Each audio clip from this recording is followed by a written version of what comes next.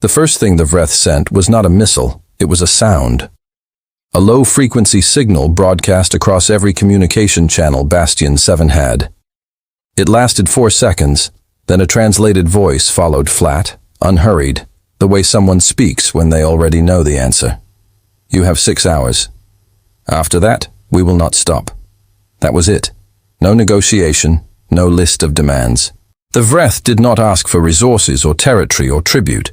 They simply informed the colony that it had a deadline, the way a person tells a candle it will eventually go out. Bastion 7 was not a military installation.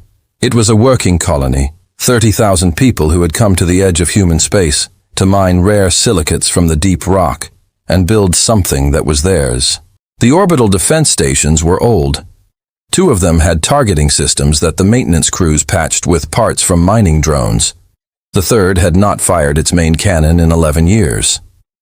When the signal hit, the colony governor, a heavy-set man named Decker, sat in his office for exactly 40 seconds without moving.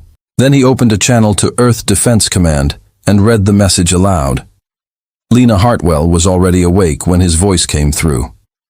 She had been awake for 22 hours because 3 hours before Decker's call, a long-range observation satellite at the edge of the system had detected a heat signature that did not match anything on the registry.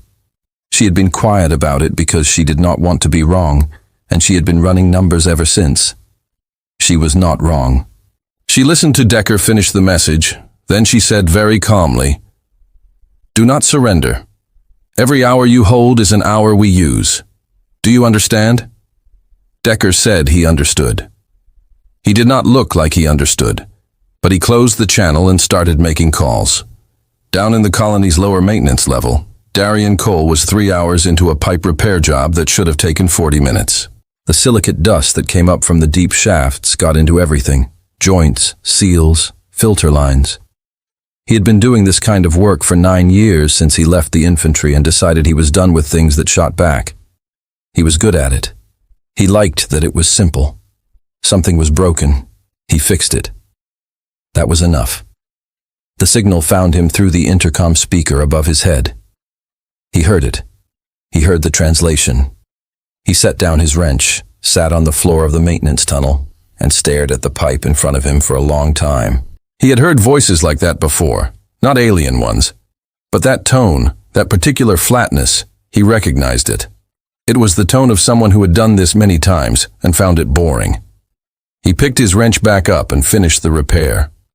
Then he went to find Decker. The 6 hours passed without an answer from Bastion 7. On the Vreth command ship, Admiral Solva reviewed the silence and classified it as confusion. Primitive civilizations sometimes needed time to process the reality of their situation. He had seen it with the Pelhari, with the Duskan colonies, with the Maran collective. They always went quiet first, then they asked what the terms were, then they surrendered. He told his weapons officer to begin the orbital sequence on schedule. No reason to wait longer. The lesson was the same whether they responded or not. At the 6-hour mark, the first strike hit the orbital defense stations. The old targeting systems on stations 1 and 2 managed to fire twice each before they were destroyed. One of those shots clipped a Wraith frigate on the portside hull. Not enough to it, but enough that the crew felt it, and the damage report landed on Sova's desk with a notation that made him look at it twice. Station 3, the one that had not fired its main cannon in 11 years, fired it once. It destroyed a Wraith troop transport completely. Then it was gone, too. Sova looked at the report from Station 3 for a long time. Then he told his staff the campaign would be over in 3 days and went back to his charts. On the surface, the sky turned orange for about 4 minutes as the stations burned up on re-entry. People stood outside and watched. Some of them were crying. Most of them were not. Most of them had already started moving. Darian Cole was in the central operations room when the strikes landed. He had spent the 6 hours walking the colony, the tunnel systems, the equipment bays, the mining shafts, the emergency food stores. He had not been asked to do this. Nobody had told him to. He just needed to know what was there. When the shaking stopped and the dust settled from the ceiling, he looked at the people in the room with him. A medic, 3 miners, a water systems technician, a teenage kid who had been running errands and had nowhere else to go. None of them were soldiers. He thought about that for about 2 seconds. Then he asked the water systems technician how deep the secondary tunnel network went. She told him. He nodded slowly. "Show me," he said. Outside, the orange faded from the sky. The Vreth landing coordinates were already being calculated on the ship above. Solva was telling his generals that the ground phase would be clean and quick. He had studied 31 human conflicts to prepare for this campaign. He had studied the wars. He had not studied what happened to the people who lost them. The Vreth did not expect the smell. Every planet they had ever taken had a smell during the ground phase, burning mostly. The particular mix of atmosphere and destroyed material that meant a settlement was being cleared.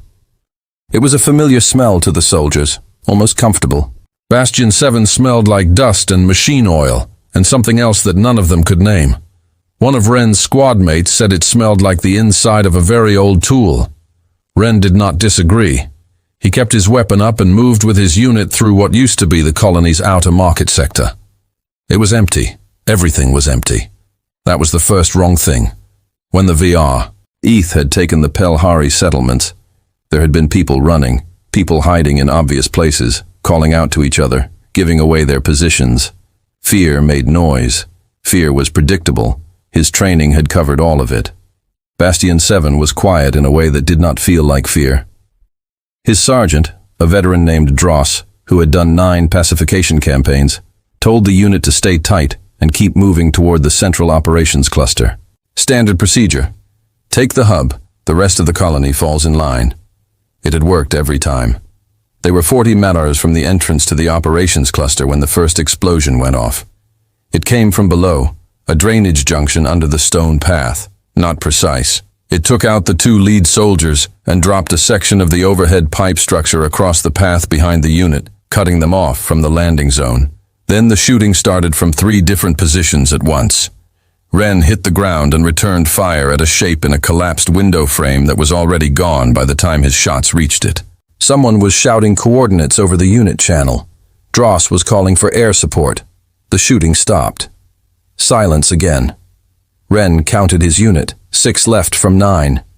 He had been on the ground for 11 minutes, 3 levels below the market sector, in a tunnel that the Vreth mapping drones had not found because its entrance was behind a water recycling tank. Darian Cole listened to the firefight through a crack in the ceiling above him, and watched the woman with a mining charge detonator crouch against the wall with her eyes closed, counting under her breath. When she finished counting, she opened her eyes and said, "Northeast shaft is clear." Cole nodded and passed it back down the line. There were 260 people in this tunnel system now. 11 days ago, most of them had been going about ordinary lives, shift work, meals, the small routines that a colony builds around itself. Now, they were doing something else entirely. The change had not been dramatic. There had been no speech, no moment of transformation. They had simply looked at their situation and started solving it the way they solved everything else, methodically. Practically one problem at a time. Cole had not declared himself in charge.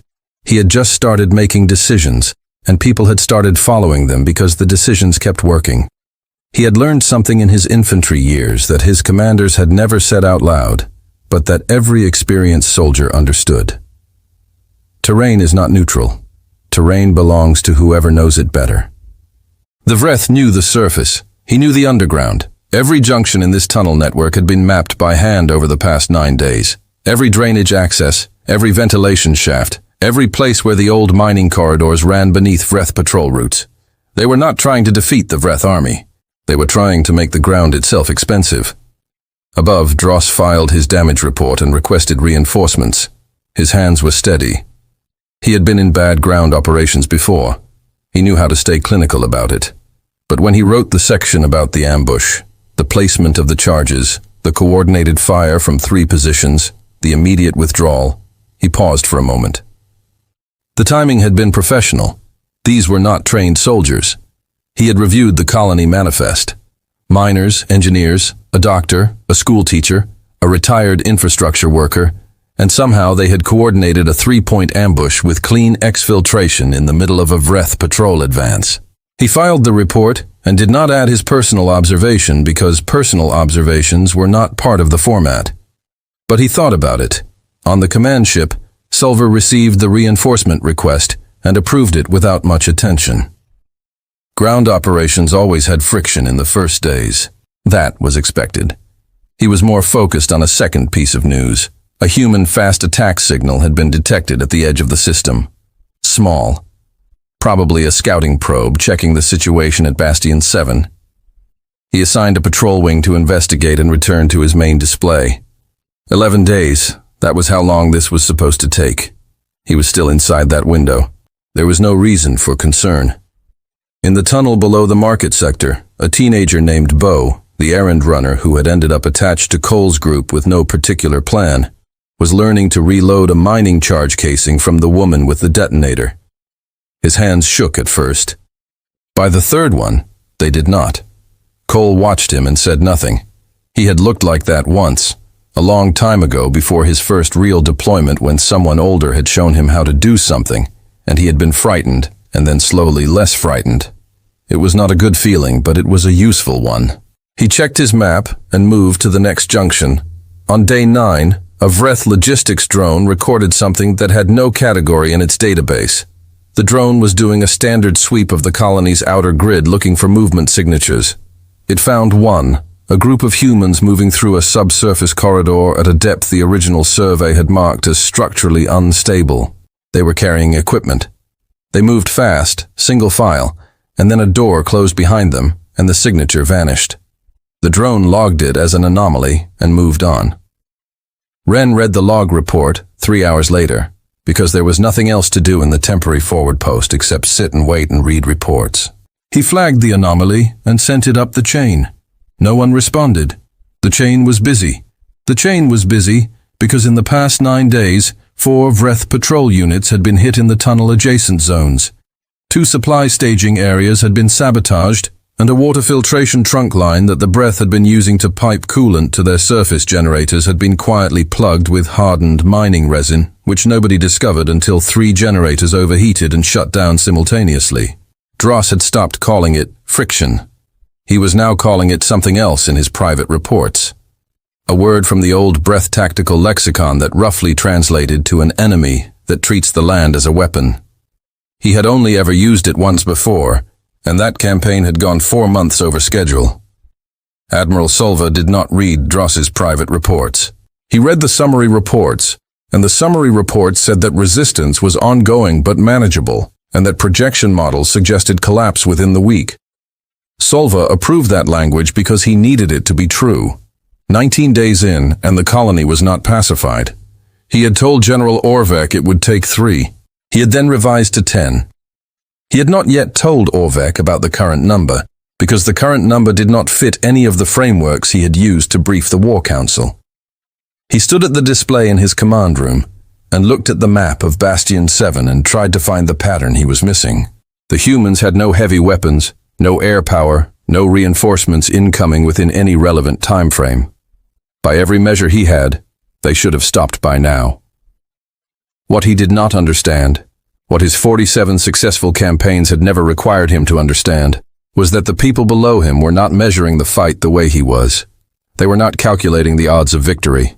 They already decided that losing the colony was possible. What they were calculating was cost. Every Vreth soldier that took a casualty was a cost. Every patrol that came back short was a cost. Every day that Bastion 7 kept breathing was a cost that accumulated on a ledger somewhere that Sulva could not see. Lena Hartwell could see it. She had been watching the engagement data for 19 days from Earth Defense Command, and what she saw all made a certain kind of cold sense to her. Bastion 7 was not winning, but Bastion 7 was making the Vreth pay for every meter. She was using that payment to build something. She authorized the second phase of the counteroffensive preparation and called in Nadia Russo. Nadia was 29 years old and had the particular quality of someone who treated catastrophic situations as interesting puzzles. She had been flying fast attack craft for 6 years and had a reputation for making decisions that looked wrong until they suddenly weren't. Lena gave her the mission briefing in 4 sentences. Hit the Vreth supply corridor at grid reference 7. Destroy the transports. Do not engage the escort fleet. Come back. Nadia said. What if the escort fleet engages us? Lena said. Come back anyway. What happened at grid reference 7 was not in any Vreth tactical model either. Nadia's squadron, 5 ships, all of them smaller than a Vreth frigate, came in from below the ecliptic plane at a velocity that the escort fleet's targeting systems read as debris for the first 4 seconds. By the time the correction registered, 2 transports were already gone. The squadron split into 3 pairs and went in 3 different directions at maximum burn. The escort fleet pursued 2 of the directions. Nadia took the 3rd. She lost 2 ships. She destroyed 4 transports and a fuel depot that the Wraith had positioned to support the next 3 months of the Bastion 7 campaign. Solva stared at the engagement report for a long time. Then he did something he had not done in any of his previous 47 campaigns. He sent an emergency request to the homeworld for reinforcements. He phrased it carefully. He did not say the campaign was failing. He said the humans were employing tactics that required a strategic response. General Orvek read the request and felt something he had also not felt in a very long time. It was not quite worry. It was the early, quiet cousin of worry, the thing that shows up before worry arrives and starts moving the furniture around. He approved the reinforcements and said nothing to the council. In the tunnel below the market sector, Bo, who was no longer shaking when he handled the equipment, came back from a supply run with a bag full of dried colony rations and a handwritten note he had found tucked under a loose panel in the abandoned medic station. The note said, "We held. Can you?" Nobody knew who left it. It might have been there for years from some other difficult time in the colony's history. Some other group of people in some other hard situation, finding words for someone who might need them later. Cole read it. He put it in his jacket pocket and went back to the map. The Wraith fleet had a formation called the Iron Crescent. It was their standard defensive posture for orbital asset protection. A curved line of warships spread across the approach vectors, overlapping fire zones, no gaps. 47 civilizations had tried to break it. None had. The Earth Defense Fleet arrived at the edge of the Bastion 7 system on day 24. It was smaller than Sova's force, fewer ships, lighter in the heavy tonnage class. His tactical officers ran the comparison numbers and put them on the main display, and the numbers said that the human fleet could not win a direct engagement. Sova formed the Iron Crescent and waited. What he did not know, what no enemy had ever shown him, was that the Earth Defense Fleet had not come to break the Crescent. They had come to feed it. Lena Hartwell had spent 3 weeks studying every piece of engagement data from every Vreth campaign on record, cross-referenced with the tactical patterns Nadia's squadron had observed at the supply corridor. The Vreth fought by geometry. They locked their formations into optimal angles and held them. It was efficient. It was powerful. It required the enemy to come to them. She was not going to come to them. The human fleet launched its first wave, small, fast drones, not crewed, moving in a loose swarm toward the Crescent center. Sova's ships opened fire. The drones started dying. The Crescent held formation and tracked the swarm, weapons cycling hard. Every targeting system lit up and locked. That was what Lena needed. The second wave came from below the orbital plane, under the Crescent's belly, where the targeting systems were still reorienting from the drone engagement. Not drones this time. Crewed ships, moving fast in a pattern that Sova's tactical officers could not immediately classify because it was not a standard attack formation. It was not a formation at all, technically. It was a rolling sequence, ships taking turns at the front, each one pushing forward, absorbing the response fire, then pulling away while the next one came through. The Vreth called it disorganized. The humans had a much older name for it that translated roughly as the way water breaks a rock. Solva began shifting the Crescent. That was the third thing Lena had planned for. When the Crescent moved, it opened a transit corridor on its eastern flank. Nadia's squadron was already there. She had been holding position behind an old mining platform that the Vreth had not considered worth monitoring. She took her 5 remaining ships through the corridor at a speed that her own engineers had advised against, struck 2 Vreth heavy cruisers in their engine sections, and was out the other side before the corridor closed. One of her ships did not make it through. The pilot had got a partial engine hit and had to vent propellant to stay on course. He clipped the hull of a Vreth frigate on the way past instead of going around it. The frigate lost its forward sensor array. He landed on the back slope of the mining platform with a ship that would never fly again and sat there watching the battle through his cockpit glass. Below, on the surface of Bastion 7, Darian Cole had a communicator he had been issued that morning. The first direct contact with Earth Defense Command since the siege began. The message had been short. Fleet incoming, 24 hours. Make noise when they arrive. He had been making noise for 24 days already. He was good at it now. When the fleet engagement started showing up on the colony's 1 remaining surface scanner, a unit that Bo had repaired with parts from 3 broken mining rigs, Cole looked at the positions and made a decision. The Vreth ground forces had repositioned toward the planetary defense perimeter to deal with potential drop threats. They had pulled 2-3 of their patrol density from the tunnel adjacent zones. Cole took 300 people up to the surface, not to fight the main Vreth ground positions. He was not foolish enough for that. But the Vreth had 6 communications relay points distributed around the colony's outer ring. Those relay points were how their surface forces coordinated with the ships above. They were also, he had noticed, not particularly well guarded now that 2-3 of the patrols were elsewhere. He hit all 6 in a 40-minute window. The coordination blackout lasted long enough for the fleet engagement to shift a second time, while Solva was trying to re-establish contact with his surface forces and manage a deteriorating orbital fight simultaneously. It was not one thing that broke the Iron Crescent. It was the accumulation, the drones, the rolling advance, Nadia's corridor strike, Cole's relay blackout, 3 weeks of supply depletion from the first squadron raid, 19 days of surface attrition bleeding the ground forces below their operational threshold. The Crescent fractured on the left flank first. 1 heavy cruiser lost propulsion. Another attempted to compensate and overextended its fire coverage zone. The rolling advance found the gap and pushed through it with everything. Wren watched the battle from a forward post camera feed on a screen the size of his palm. He did not fully understand the tactical movements, but he understood the shape of the thing. He had studied enough of his own empire's victories to recognize the moment when one side stopped controlling the engagement. That moment was now, and it was not his side that was in control. He thought of the anomaly report he had filed 9 days ago, the humans moving underground in a tunnel that should not have been there. No one had followed up on it.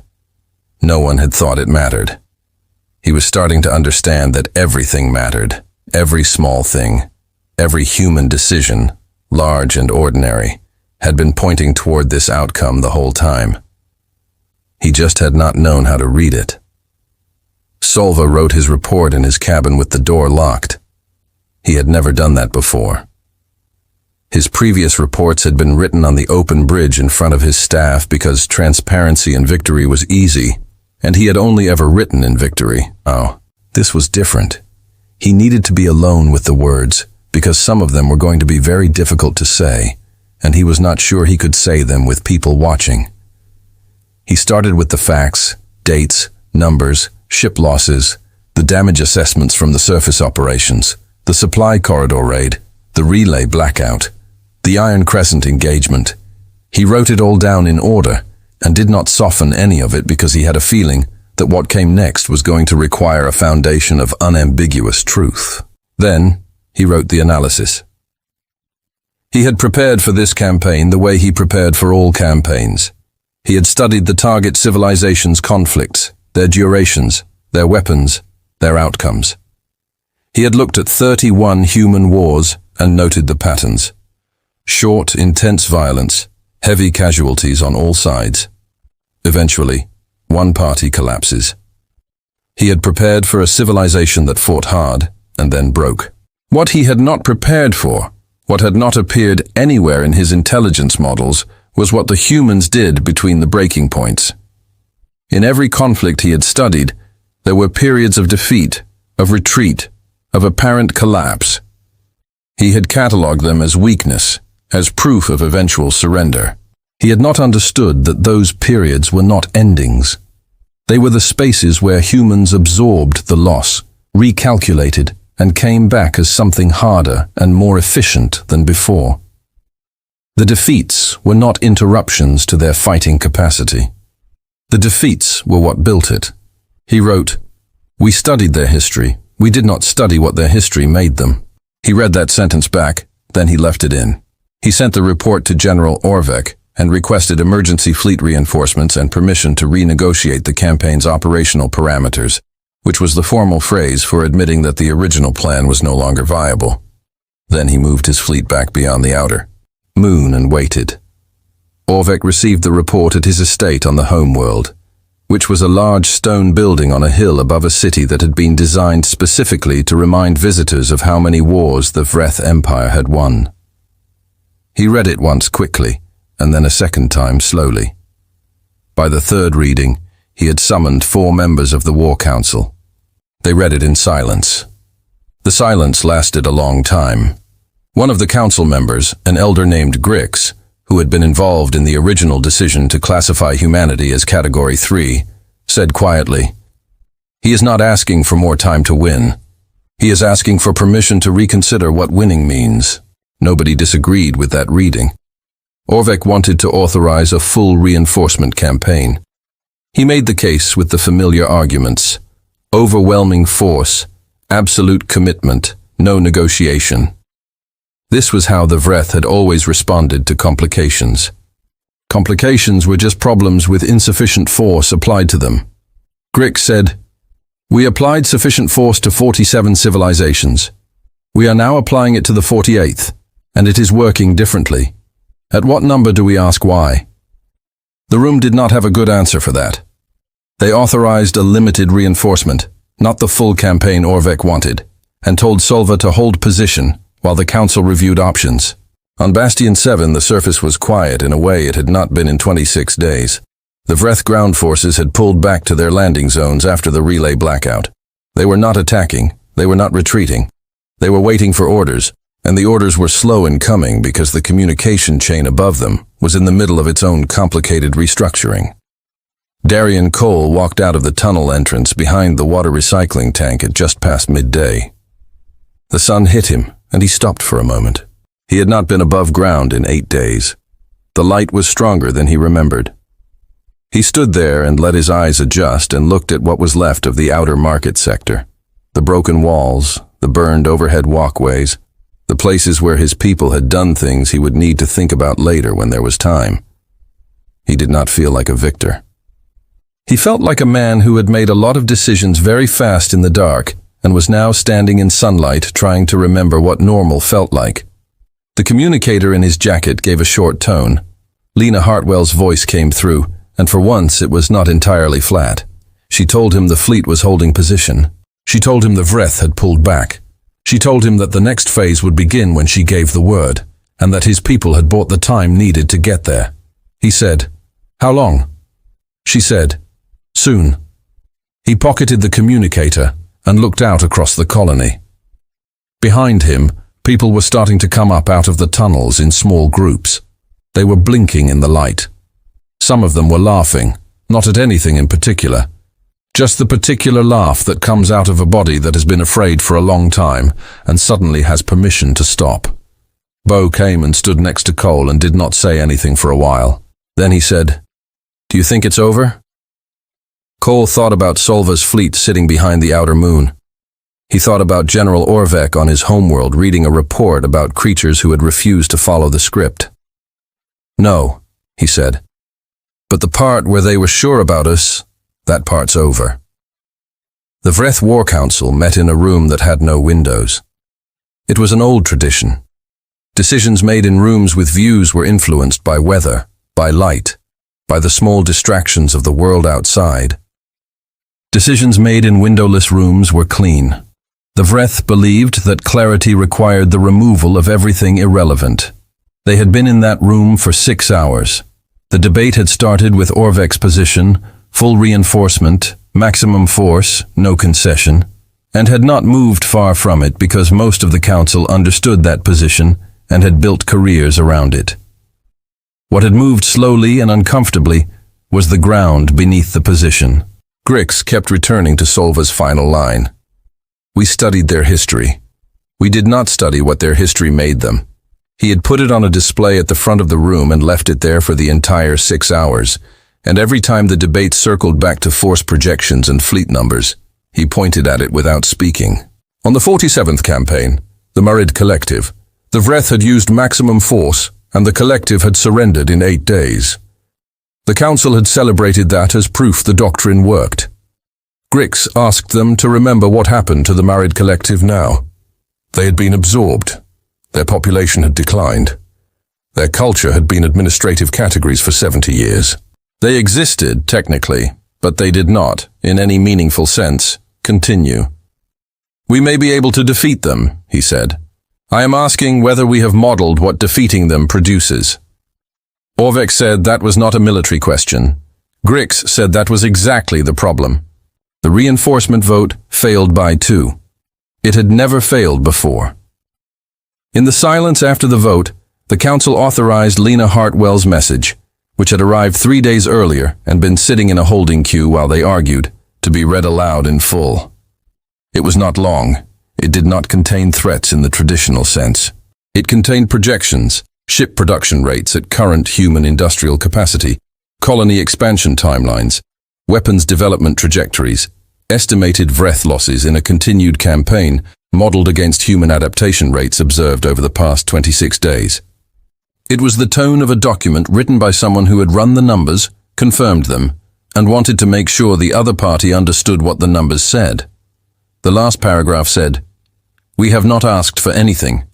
We are informing you of the costs. The decision is yours." One of the junior council members said it read like something a very calm person wrote right before they stopped being calm. The council voted to withdraw from human space. Solva received the order 8 hours later. He stood at his display for a long time without speaking. His staff watched him and waited. He had the look of someone processing something that would take much longer than the time available to process it. He turned and told the navigation officer to set course for the home world. Then he went back to his cabin. He did not write another report. He did not need to. The one he had already sent would be studied for a long time by people who needed to understand what had gone wrong, and the answer was already in it. It had gone wrong before the first ship crossed into human space. It had gone wrong in the intelligence assessments that catalogued human defeats as weaknesses. It had gone wrong in every assumption built on a model that measured civilizations by how they fought, and not by what they were shaped into by fighting. The fleet moved. The Vreth ships turned and left the Bastion 7 system, and Nadia Russell watched them go from her cockpit on the flight deck of the flagship. She had been refueled and rearmed, and she had not moved from that cockpit in 4 hours because she wanted to see it happen from this particular angle, and she was not going to leave until it was complete. She watched the last Vreth ship vanish from her scanner. She drank the rest of her cold coffee. She did not feel like celebrating. Celebration felt like it belonged to a version of this that had been easier, and this had not been easy. She thought about the pilot who had clipped the frigate on the way through the corridor.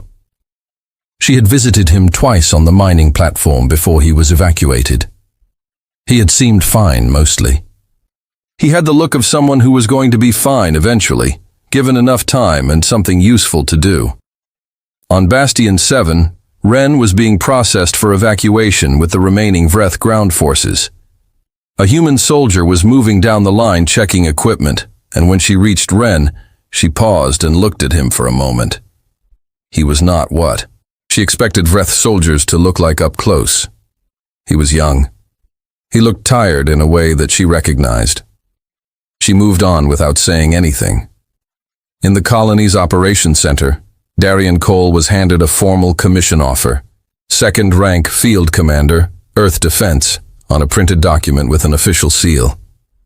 He looked at it for a while, then he folded it carefully and put it in his jacket pocket next to the note that said we held. Can you? He asked the logistics coordinator when the reconstruction teams were scheduled to arrive. She told him 3 weeks. He said that was too long and asked what materials were available now. The Vreth Dominion logged the withdrawal under a new classification in their records, Category Omega Contact, a civilization not conquered. There had never been one before. The file was small. It would grow. It would not stop growing for a long time.